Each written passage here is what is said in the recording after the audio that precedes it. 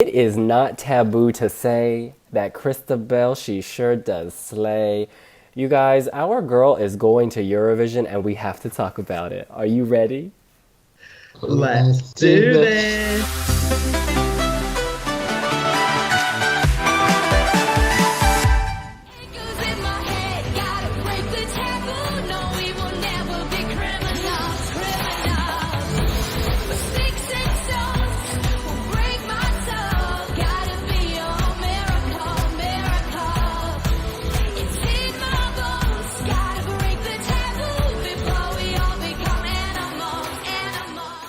She has been close so many times with Kingdom, with Rush, and now she has done it with Taboo. That which you should not speak, but honey, you should speak it, you should sing it. This was so good.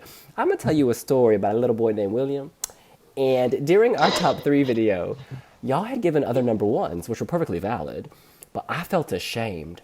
I felt shame because I had named Christabel my number 1. But you know what? Today she reminded me I need to break off those chains. You have to do you. You have to go with your heart. You cannot let the voices bring you down. She was amazing. Vocally, she was on. And the staging elevated this. It showed you the strengths of the song. And in fact, I think the song was written to create good staging. Like after the first verse, or chorus, it kind of stops and it's quiet again. And then, in that moment, the dancers are doing stuff. This was the Matrix meets something very, scientific and of this earth. In that box, she moves out of the box. She's got women who look like they're in a placenta in the box. They come out the box. It was space age. It was now. This is amazing. I could go on and on, but I'm going to stop. Porrig, dish. Okay, well, I've mixed emotions because I'm thrilled that Christabel is finally at Eurovision. There's not a more deserving performer on the island of Malta. But I am disappointed that she is gone with what is, in my opinion, her weakest entry of the last 3 attempts that she's gone. Because Rush would be a wonderful song at Eurovision. I think Rush is her best MESC entry ever. And I think Taboo, just in comparison, it's just not the same quality or standard. It's not a big dance banger. The lyrics are too ridiculous to be a serious song. But saying that, the staging was very strong. It was complete crackers and bonkers because we had the big panther behind her and she was doing all this thing behind the sheets, but it was very effective. And it was clever, the staging, in the sense that we keep being told in Lisbon that we're not going to have LED screens or LED floors. So she will have these kind of projection sheets or whatever the proper term for them is with her. So she'll be able to ground that. I didn't like the lyrics coming up behind her in the background in the kind of stars towards the end of the song. I thought that was a bit cheesy. But saying that, while I don't like the song, it is revampable. And as we've seen before, I think particularly a very good example is Marie Yarmchuk in 2014 with TikTok. That is like the golden standard of revamps. That if Christabel can do something like that, my opinion on the song could be completely changed. But right now, I am not particularly enthused. So I was definitely more towards the camp of, I thought that there were a lot better songs beforehand with this, but the staging just blew me away. I mean, when I saw it, I was like, yeah, this is obviously winning tonight. There was no doubt in my mind. She sounded great. And I thought the staging also told the actual message she's trying to get with the story quite well. Because the whole thing is about sort of like compassion and talking about mental illness. It's sort of like her breaking out of the box, and if that represents her mind, then the doubts of the dancers. I could kind of see a message somewhere in there, and I thought it told it really well. And then, she breaks free at the end. So I thought that was really good, actually. I thought that the staging completely eliminates a lot of the problems with the lyrics because you're more distracted by look how good this looks. There were definite issues with the staging, like her graphics, the projections, or whatever it was, didn't quite show up properly. And even at the start of the song, it seemed like she was in complete darkness, and I wasn't certain whether that was meant to happen or not. So it feels like there's more refinement with the staging to go. and Malta have shown that they can kind of handle revamps in the past. I don't know whether or not they're that good, but they did really good with Kurt Kalea. But Amber's Warrior kind of dropped a little bit, so I don't know. I feel like there's definite potential here, and it definitely was the clear winner of the night. I don't think there's any doubt about that. I don't think I've ever liked Malta's staging at Eurovision in recent memory. I've always found the staging underwhelming, even if the performers have been fantastic. And I think this is a sign that that's changing this year, because this staging is so good. The song takes you on a journey from darkness to light, and I think that's what they were going for here with the darkness where you almost can't see her at the beginning, towards the light at the end with the blue lyrics. And I like the color of the lyrics, but I don't know if it's necessary to have them. I like that she played the animal part. She talks about becoming animals, and there was like a real hunger and animalistic quality in the way she delivered this. She sold it. She absolutely sold it. And I think it was the clear winner as well. Brooke, who I believe came second, or was she third? Third. But certainly she had the pre-contest hype behind her, and you know, she's a brilliant singer. I think her staging let her down, actually. Whereas the staging helped elevate Taboo, the staging in a way, I don't want to say it brought down her song, but it exposed weaknesses. The clearest instance being when the lights went down and she laid down on the box and said, you know, just be real. And I'm like, Sacha Jean-Baptiste, how much you get paid for this? Because, I don't know, it just felt empty at times. And she has a big voice and a big presence and fills the stage, and I love her, and she will have her moment at Eurovision, there's no doubt. But I just think Taboo came off as pop art, whereas this came off as like, you know, not run-of-the-mill pop, but more basic pop.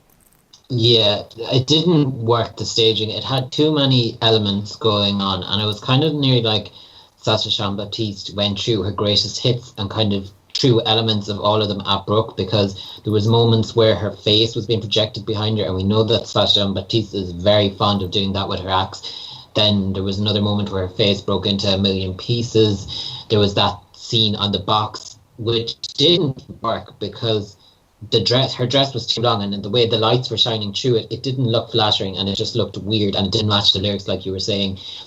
And there was just too much going on. It was too busy, and it wasn't a cohesive performance. And then I suppose that highlighted the fact that the song itself wasn't cohesive either, because the lyrics were going all over the place. One moment she was going on about a man's t-shirt and getting laid, and then another moment she's saying that you've got a heart of gold, and then their pack of wolves and all that, and it just didn't add up.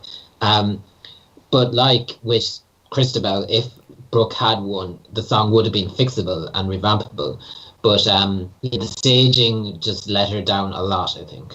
Yeah, there was too much going on. It felt like it was more like she was having to remember, okay, this is my next mark, this is what I do next, this is this pose, this is that pose. And by that point, it felt like anything she could do to sell the song more was being lost by, okay, now I have to, she was just too busy hitting the marks effectively.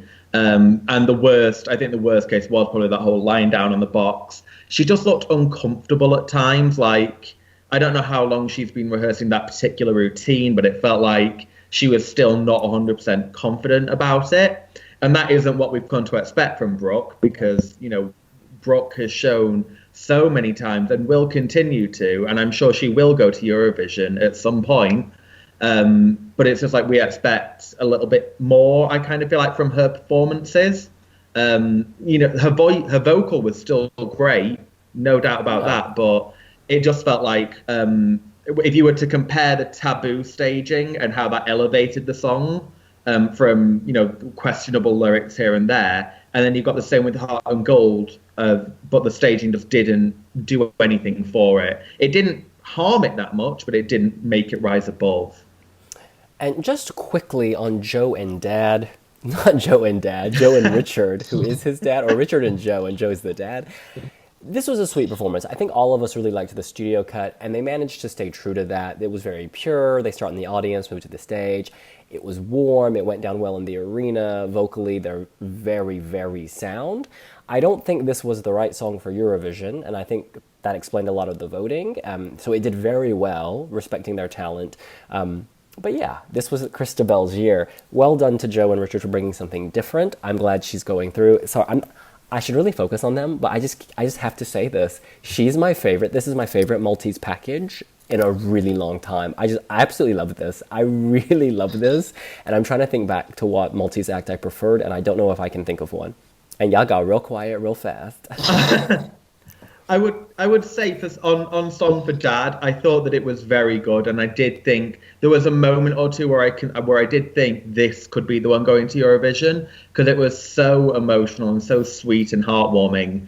That there was definite Maltese audiences are known to be a bit sentimental, I suppose would be the way. I mean, I think that's kind of why Claudia went last year. Again, not with her best song that she's ever entered. But I thought it was very sweet. You know, they weren't 100% perfect on vocally, but it didn't matter because you just kind of got swept up in the emotion of it. They weren't bad, certainly. Actually, there were very few bad performances. There were a lot of dull, not interesting ones. But I thought the standard actually all went up a bit this year in the actual show compared with the studio cuts, which I think we all kind of universally thought were a bit meh. Okay, well, just to wrap this up, final thoughts.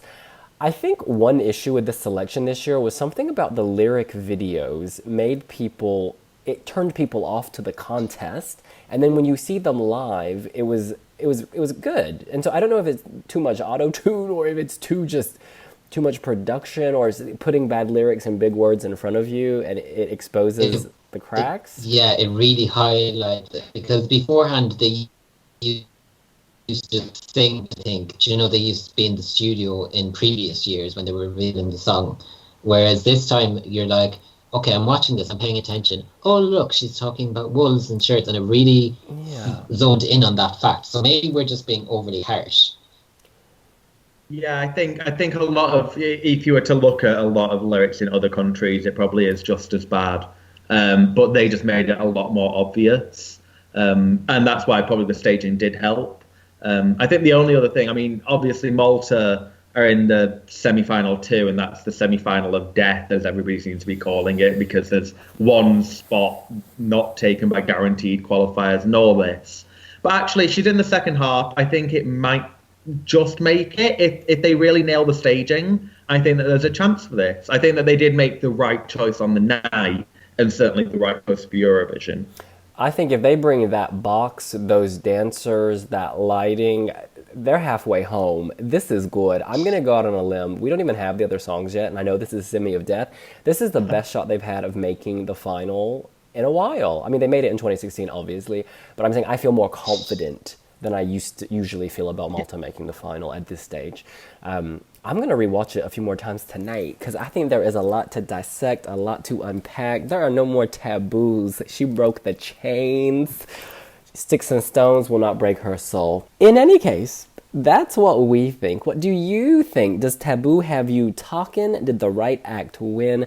What do you rate her chances at Eurovision? Let us know here on wiwibloggs. Make sure to like, subscribe, and hit the notifications. And make sure to leave a comment. Tell us all about your taboos, maybe. Who knows? Just do it in the comment section below. And we'll see you later. Bye. Bye. Bye.